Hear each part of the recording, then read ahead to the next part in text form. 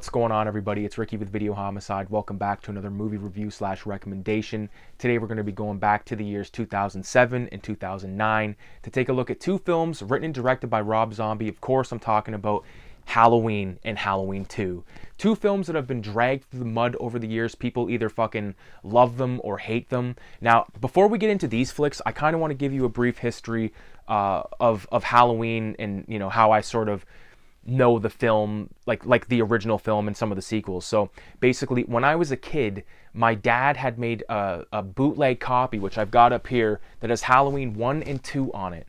So I remember watching those as a kid and just being absolutely fucking frightened with terror, because my cousin, the thing that fucked him up was the music of Halloween. For me, it was that shot when Laurie looks out her fucking bedroom window, like down to the laundry, Michael's standing there.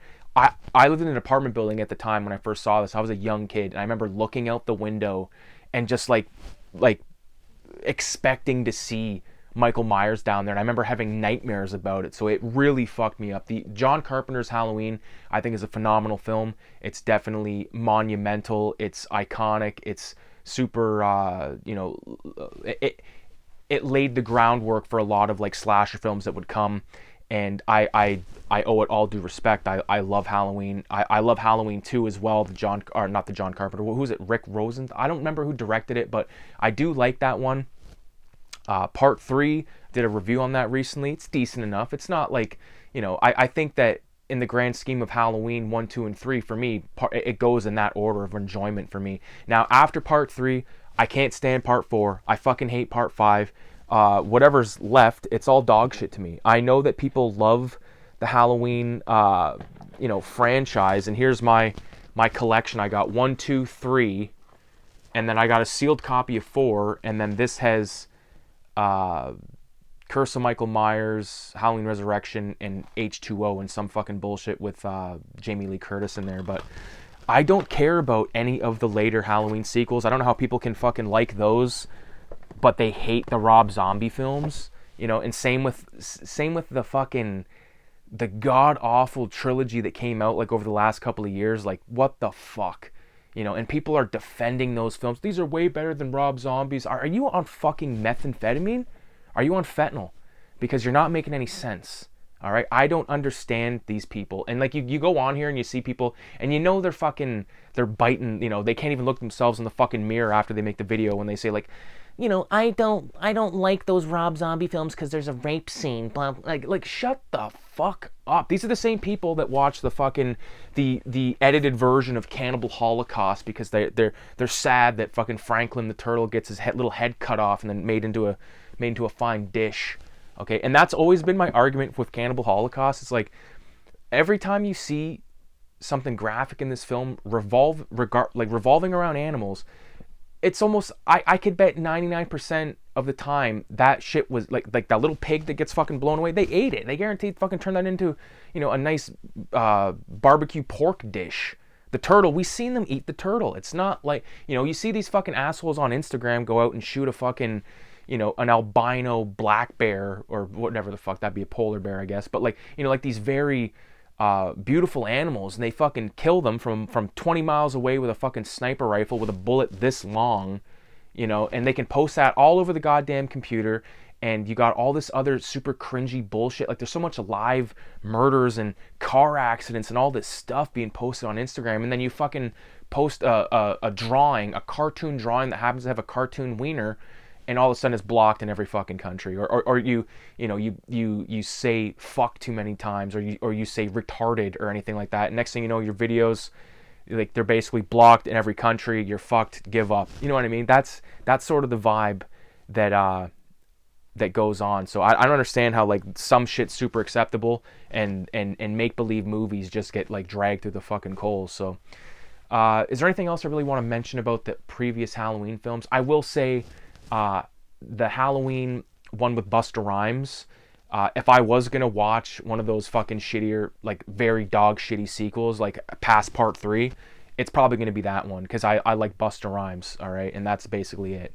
And I like the scene where he's like sitting there, you can tell he's high as fuck, and he's watching some Chinese film, and he's like, look, he's kicking his ass while smoking a cigarette. Like, that, to me, that, like, So it goes Halloween 1, 2, 3, and then Busta Rhymes smoking a cigarette, watching a Chinese film, and then the Rob Zombie films, and then the other ones, the David Gordon Green, whatever. I know he did.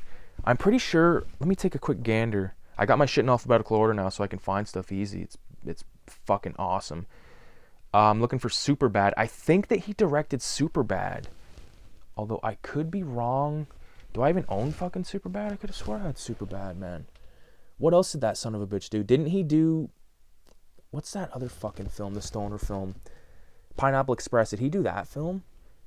Either way, like what fucking merit does that guy have to take control of a beloved franchise? Like, look at the what Rob Zombie had previously made, House of a Thousand Corpses and The Devil's Rejects, which fucking cements him in horror filmmaking. We get this other guy, he makes Superbad. I could be wrong, but he makes Superbad and fucking Get Him to the Greek, which I actually love Get Him to the Greek. I don't know if he actually made that. This is bullshit. I fucking make this all nice and alphabetical, and now I can't find shit. Oh well, but you know who I'm talking about. He comes from that stuff. We get, a writer like, or a guy like Danny McBride, who I like. I think he's hilarious, but again, what gives you the right to take over this franchise? You know what I'm saying? Like, I get it. Like, everyone gets a fair shake. Like, the most overrated director to me, oh my God, Jordan Peele and that fucking other guy, Ari Aster, the guy that made Hereditary's good.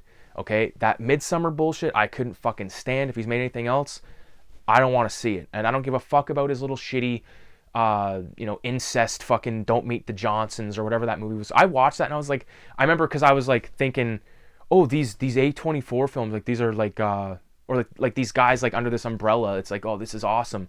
And I started watching some of the other ones. I'm like, this is fucking bullshit, like pretentious bullshit. I'd rather watch the Michael Myers cell scene like on repeat for 10 years than fucking watch one of those films again. Honestly, like that one film. I don't know. I forget the name of the Adam Sandler film where he's like a jeweler. He's a jeweler. Uncut Gems. So I don't know. I must have been on Instagram, but it showed like a clip from that movie, and I remember thinking like, I fucking hated that movie. I fucking hated that movie. I'm not the biggest Adam Sandler fan to begin with. I think I much prefer Adam Sandler the person than Adam Sandler in these fucking movies. I'd rather watch Grown Ups. You know what? This is no shit. I'd rather watch Grown Ups with Adam Sandler than any of the later Halloween sequels, other than past Part 3, Part 4. Like, fuck. The Mask in some of those films looks so shit. And people are fucking, they eat it up. I actually watched a podcast with Danielle Harris. She was on Talks from the Crypt, which is a really good podcast. I believe he's had Bill Moseley on. I think he's had Kane Hodder, a bunch of people. Really interesting podcast. I like that guy a lot. Recommend it. And I was watching. I was like, yeah, like it was interesting because they were talking about interesting stuff. But I was like, I don't really give a fuck about this chick. I didn't like those films. Like those don't count. I like her from the Halloween Rob Zombie films. So let's talk about the Halloween Rob Zombie films. I know we've just talked for about 10 minutes about random shit, but obviously part 1, the unrated director's cut. Let's get into it. Favorite scenes. We all know the story. I'm not going to go in depth on the story. Let's talk favorite fucking scenes. Opening scene, obviously, I love it. I know this film. I don't want to sit here and like defend it the whole time. So anyone that fucking hates this movie, like, fuck off. You know what I mean? Go watch Titanic or some bullshit. I like Titanic. Go watch something that you fucking like. And leave these films alone because this is awesome. The white trashy, okay, that's fine. They say fuck a lot. I do too. You know what I mean? Big deal. Here we go. Let's get into it. Opening scene, obviously, got William Forsythe, total son of a bitch asshole. He's giving everyone a hard time from the mother, played by Sherry Moon Zombie. We've got this little freakish kid playing Michael Myers as a youngster, and he's wearing this really sort of 1960s or 70s vacuum formed clown mask, which is going to be part of his arsenal later on. Like, obviously in the John Carpenter film, he was wearing a clown suit and all that stuff. But I like, this is going to be blasphemy, I'm saying it right now. I like the Rob Zombie Halloween better than the John Carpenter Halloween. Fuck yourself. Totally obsessed with everything about William Forsythe in this film. Everything from him just being a cocksucker and sort of, after the fact, like the day's over and he knows about Michael having like the dead animals and stuff, and he sort of says to him like, you like killing little animals and all that stuff. He's like, that's some truly gay shit. Like, love that. Love that. I love how he gets murdered. He's such a son of a bitch. Like, it's great. It's great. He gets his fucking throat slit. And then the boyfriend of Michael Myers' older sister, I was convinced that was the actor Bug Hall, who was Alfalfa in the Little Rascals film. I was like, that's him. I was like, that is Alfalfa getting his brains fucking beaten in by a freakish little boy, Michael Myers. Really, like, when I was watching, I like felt for that guy. You know what I mean? Like, you go visit your chick or whatever, and like you fucking go downstairs and like you're making a sandwich. Like, the dude's about to make a sandwich, supposed to be like a peaceful moment. He just got laid. You know what I mean? Now the pastrami's everywhere, and the cheese and the lettuce. You got tomato slices, just getting beaten the fuck in with an aluminum baseball bat, and you get that awesome sound of the aluminum baseball bat hitting the ground. Ba-bing! You know what I mean? Fucking awesome shit. I love when Michael Myers, like, I'm sort of going all over the place here, but I love when Michael has that confrontation in the bathroom with these two asshole bullies, and like he's got like, just happens to have like a little cutout of his mom, and he's like, you know, my dad said if he gives your mom 10 cents, she'll suck her tits. He'll let her suck her tits, or some bull. He's just being a cocksucker. It's the kid from Spy Kids, and his curly haired friend, but. When Michael follows that guy home and he just beats him unmercifully with a big branch, kills his ass dead. Love that. I love how, like, every time like Michael Myers like puts that fucking mask on, it's game time. So really enjoy the opening part of that. And when he's in Smith's Grove Sanitarium with Malcolm McDowell's character Dr. Loomis, I like all that. I think Malcolm McDowell does a fine job. I much prefer him in the first one, but his character is changing in the second one because he's written this book. He's a total cocksucker about it. Like, he's a greedy fuck at that point. I think in the first one, he's genuinely trying to help Michael in a way, but then it goes like, 15 years? That's lasted longer than my first 2 marriages. Like, what the fuck, Malcolm McDowell, Dr. Loomis? Especially love when he goes to take a look at the grave site of Judith Myers. And I don't know if this is in part 1 or part 2 because I watched them so close together, but Sid Haig is like the guy, and he's like, you know, that guy wrote a book, and Malcolm McDowell says, yeah, I read it, it's a masterpiece. Love that shit. Me and my brother, we've talked about that for years, but I think that once this film sort of kicks from Michael Myers being a kid up until like when he kills like that nurse lady, that's the fucking thing I wanted to point out. Because, like, this is how I first knew it was the theatrical cut of the film on Tubi, was because that nurse says to Michael, oh, cute baby, like this photo of this baby. But in the director's cut, she says, can't be related to you, meaning like you're an ugly little fuck. And then he kills her ass. Like, that was cut. I was like, what? I was like, all right, well, let's just fucking see what happens. So Michael grows up. Of course, he's greeted by Danny Trejo, who's also done time behind walls. He says, I've done some time behind walls, Michael.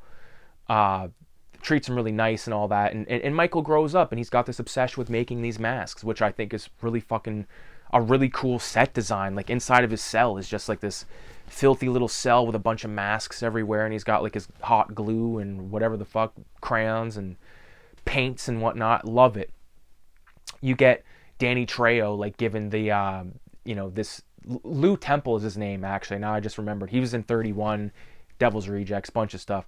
But he comes in there with Danny Trejo fucking with Michael a little bit, and Danny Trejo has to set him straight. But then later on that night, or like a couple of nights later, that Lou Temple guy comes in with Courtney Gaines, who was in fucking Malachi from Children of the Corn. He's in Colors. He's in Death Sentence. He's in, or not Death Sentence. He's in Faster, which I really love. But they go in there and they do like they have like that rape scene with that chick and all that, and like just like how they're acting with Michael. He's like, see, you want some fucking pussy, killer? And he's like, it's like, smell that, yeah, you want some of that, killer? Come on. Like, it's crazy to me because, like, you know, that shit was going on in those mental places. It probably still is. Yeah, it probably guaranteed still is. Look at Kill Bill. That was like, I think Kill Bill has a very convincing, like, fucked up situation happening in there with Uma being basically sold for $75 a fuck friend, you know what I mean? But no, I really enjoy Michael Myers killing these two sons of bitches and then going out there and taking out Danny Trejo too. And like that's like where you know, like I think it happens 2 times in these Halloween flicks. Like happens with Danny Trejo where you're like, fuck, I really hope he doesn't kill this guy, and he does. And then the second time is in part 2 where the little kid like goes up to him, he's like, are you a giant? He doesn't kill that kid, but like you're like thinking, Jesus Christ, is he going to kill this kid? You know what I mean? But the kid's like dressed like a clown. I think Michael sees that and he's like, oh fuck, like I was once that little clown, you know what I mean? But regardless, the rest of the film, like I think Scout Taylor Compton is fine. She does a great job in the film. Danielle Harris, obviously, she's fine in the film. They all do great. You know, they all do great, and they act like teenage chicks in a more modern, like to me, a more believable way than they were acting in the old Halloween. You know what I mean? Because they're like obviously like teenage chicks acting like teenage chicks, basically. So really thought that was good. I thought that Tyler Mane as Michael Myers, absolutely fucking fantastic. You know, Brad Dourif as Sheriff Brackett, fucking obviously he's an amazing actor. He does his thing. Who else was in the first one I'm leaving out? There's quite a few. I think Clint Howard was in there. He's fine, like in his little bit role there. A few other guys come and go. Bill Moseley, I think I already mentioned this, but he's in the theatrical cut of Halloween. So my favorite part of the second half of the film is probably all that bullshit with Laurie in the house with Michael and just all the madness that ensues there. Obviously, we get some really good callbacks to the original film with Michael killing I forget what his name was, Bill or Bob or whatever, and he puts the sheet on, the glasses, crazy shit, man. So, like, Michael Myers has some brutal fucking kills in this film and some brutal moments. One of my favorites is definitely with the two parents of Laurie Strode. Like, they're murdered and like their answering machines going off, and it's showing like the carnage around the house. Like, absolutely crazy, man. I thought it was like holy fuck, like this is some crazy stuff. One thing about Rob Zombie is he's really good at having like a very fucked up moment happening, but stitched together, edited back and forth with something that is like normal. Like it happens all the time. Like, for instance, Devil's Rejects, like when they're partying at Charlie's place and like it cuts back to is he a sheriff or a marshal, whatever the fuck he is, the one cop, like the cop dude, like it's unreal. They do that again in Halloween Part 2, I believe, but I don't know. I love Part 1. So let's go ahead and move. So Halloween 2 comes around, and once again, Rob Zombie has done it. I think the opening of this film is fantastic. I love, whenever we're watching TV, me and my wife, and like any kind of like surgery shit comes on the screen, like I can't look at that. But if it's make believe, I can. Okay, I can separate. You know, the suspension of disbelief is a thing with me. So when she's getting all like the stitches done and all that stuff, she's in the like just getting, I don't know what you call, operating room. That's what it is. Like, that is so fucking hard for me to look at. But I'm also like intrigued by the special effects of it. Looks great. I don't know who did the effects in these films. It was probably, I don't know if it's going to be on the back here. Let's take a quick gander. I don't think so. Whoever did the effects in these is a fucking genius, though. So Laurie like ends up in her room, and she like wakes up. She's all fucked up, gets out of bed and goes to talk to Annie, she discovers Annie's also in the hospital, and but Michael Myers is also on the fucking loose. And I love how like he brutalizes Octavia Spencer, who's a great actress. She just gets stabbed. I think it was like 11 times I counted. It was brutal. And Laurie's basically chased through the hospital, much like in Halloween 2, the original version. She ends up going into like this security shack, which is crazy because like that's what I do. Although our shack, I will admit, is much better than that. It has a bathroom and everything. And you meet Buddy. I forget the name of that actor, but he's in a lot of stuff. Most recently, I watched him in Fear and Loathing in Las Vegas. And I actually just finished reading Fear and Loathing in Las Vegas, the novel. It was fucking awesome. But and in Fear and Loathing, he's one of the guys that's like on that fucking that Jeep with all the weapons, because like that Mint 400 race in Fear and Loathing that he's supposed to be writing about, it takes place like at a gun club, And like the book explains stuff a little bit better, I think, than the film. But regardless, she gets like woken up after this fucking buddy guy, the security guy, gets fucked up with an axe, kind of like Dick Halloran in The Shining. But Laurie wakes up right before Michaels is basically gonna grab her, and like she's a completely different person in these films. In this film, she sort of takes the Annie role and like amps that up, and Annie sort of takes like the Laurie role and amps that up, because they're both sort of reeling from the trauma of what happened last Halloween. They're all living with Brad Dourif, Sheriff Brackett's character, and everything seems to be going okay. She is having like moments of total fucking panic and delirium at night because, you know, of what she went through, and she's also got like that Michael Myers blood, so she's a little fucking crazy. She works at this like cool looking, I don't know if it's a coffee shop or like book shop / record shop. It's just a total Rob Zombie looking place, and even like their rooms are total Rob Zombie deals, with like a Charles Manson wanted poster on the wall, and, you know, a bunch of shit written on the wall, like a fucking wipe, like in the toilet, like beside the toilet it says wipe, or don't forget to wipe, or something. Just bullshit like that. It's like, I can't believe Sheriff Brackett would allow that in the house. But I love how Michael Myers is sort of like, he's been on the loose for a while. Like, this movie starts off with Richard Brake and I forget the name of the other actor, but they're like basically the Meat Wagon Boys, and they're there to pick up Michael Myers' body. They get into a car accident, and Michael Myers fucking kills both of those bastards, and now he's on the loose out in the woods, and it's there he stays for a year. And at one point he gets entangled with the actor, I believe his name's Mark Boone Jr., and the other guy is the one dude from Pulp Fiction that's not Zed, that does the raping with Ving Rhames,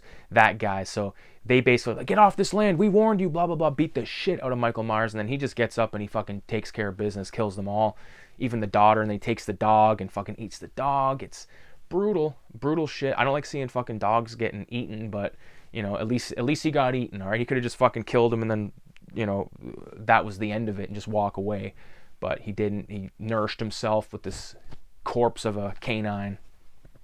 Now, I do like how, you know, Laurie finds out through reading this book that she's the sister of Michael Myers. Dr. Loomis, total piece of shit in this film, like absolute piece of shit, and he gets fucking brutalized at the end of the film, of course. But it's the things about this film that people don't like, with like the white horse and all that stuff, and it's like, if you don't get it, that's or if you don't like it, that's fine. But that doesn't, because you can't comprehend something or interpret something with your own fucking head, like that don't make it a shit movie. I don't understand that logic, because there's movies that I think, you know, are shit, but, you know, if I don't understand it, I'm not just gonna be, oh, I don't understand this film, it's garbage, or whatever. I don't like that aspect, fuck this film forever and all the fans of it. That's what it's like with these fucking movies, man. I'm telling you, especially with Halloween. People are fucking nuts when it comes to Halloween. I'm probably going to get fucking homicide threats because of this, but regardless, irregardless, in the fucking words of Tony Soprano, I love Halloween too. And I love the way the mask looks. One of my favorite moments in this film, it takes place at like the strip club, what's it called? The Rabbit in Red, I believe, and we got, I forget the name of the actor, but the dude who was like the warden in Free From Hell, he's also the one radio DJ guy in Lords of Salem. I love his part. He's like a bouncer at this place, and he goes outside to take care of the trash. He meets up with Michael Myers, and he's like, you know, I already sent some piece of shit to the emergency room tonight, so you should hit the bricks, Dorothy, or some shit like that. I fucking love the dialogue, man. And I just love that moment. He gets his head stomped in and just total fucked up. And then the dude who's like running the show at this strip club, he's trying to nail some broad with a Frankenstein mask on, and he gets his wrist broken, and it shows everything, and it's fucking graphic and gross and just great. A good time.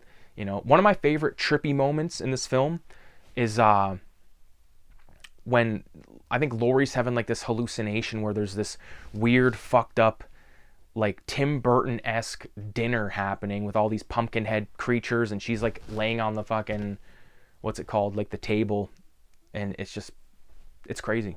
It's fucked up. I love it. I can't explain it. I can't explain why I like that skeleton hanging on the wall back there with the Michael Myers mask. I just think it looks fucking cool. I just think it's awesome. And like again, I'm not disturbed by the word fuck or the use of it in these films. It's fine for me. You know, I always used to say like people who's like, and this is maybe a slight to you. I don't know who the fuck knows who's watching this, but like if you grew up on movies like if you grew up at the same time as me, and you know, you missed out on watching all these like horror remakes that were coming out at the time that were great. The Dawn of the Dead remake I absolutely love. A lot of people fucking hate it, but you know, that's the thing that's fun about this fucking lifestyle or whatever you want to call it, like this hobby of being a cinephile. You know, it's more than a hobby, you know what I mean? It's a big part of who I am personally. I love movies. It's important to me, and it's not like you have to justify liking every film, but you it's almost like you have to point out like, oh, I know a lot of people hate this, but I like it. And it shouldn't fucking be that way. But the Dawn of the Dead remake, the Texas Chainsaw Massacre remake, the Texas Chainsaw Massacre The Beginning, the Hills Have Eyes remake, the Hills Have Eyes Part 2, you know, brutally graphic films coming out around this time, these Halloween flicks. Like, it was a good time to be a horror film. Both these films came out when I was in high school. I remember watching both of them and being like, fuck yeah, like this is awesome. But it was almost like a faux pas back then to admit that you liked these movies, because it was like, no, John Carpenter's are nothing else. John Carpenter, John fucking Carpenter. It's like, hey, I like John Carpenter. Do I like every movie he's made? Fuck no. You know, fuck no. I like The Thing, Halloween, The Fog, Escape from New York, Assault on Precinct 13. They Live, of course. He's done a lot of fucking good movies, but he's done ones that I don't care about as well. And what he thinks about the Rob Zombie films doesn't fuck up the way I look at these zombie films. I think they're great. So, you know, to each his own. Hopefully everybody has a fantastic, happy Halloween. Be safe out there. You know, check your candy. Make sure there's razors and needles and mescaline pellets, all that shit. You want that mixed up in the fucking bag. Shake it up. Give it to your kid. Send him to bed. Call it a night. Trick or treat.